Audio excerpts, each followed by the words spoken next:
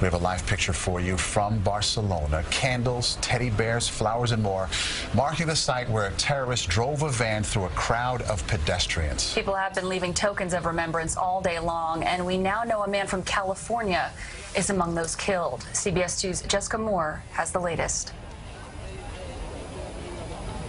One person from the whole United States was there, and it was Jared. From his California home, Dan Tucker grapples with the fact that his son Jared was the only American known to be killed in the attack. We have a fishing trip planned on the 30th, a wedding to go to on the 2nd of September, and it's just hard to understand that none of that's ever going to happen. Tucker, one of more than a dozen people killed in 2 separate attacks within 8 hours. Vehicles used as weapons of terror, plowing through crowds of pedestrians.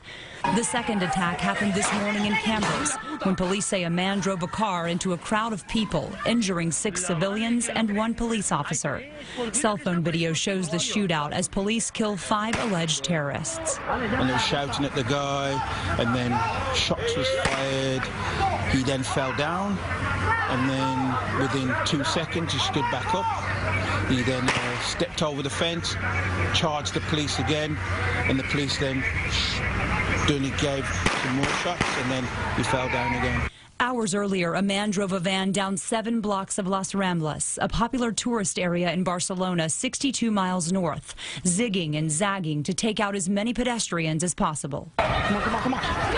Just come on. Upon impact, you just start seeing bodies, and you start seeing people sprinting, and you could tell like that was a definition of fear.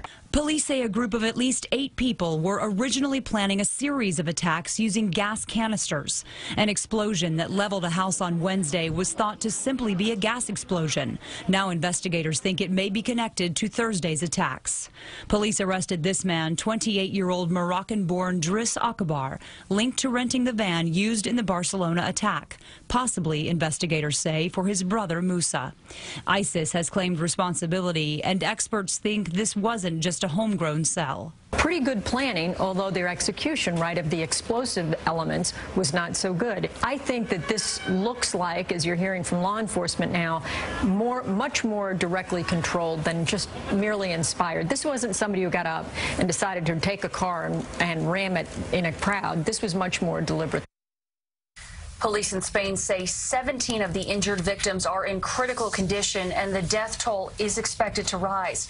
Investigators also say the driver of the van could have been one of the 5 alleged terrorists killed in the shootout. Even so, the manhunt for him continues.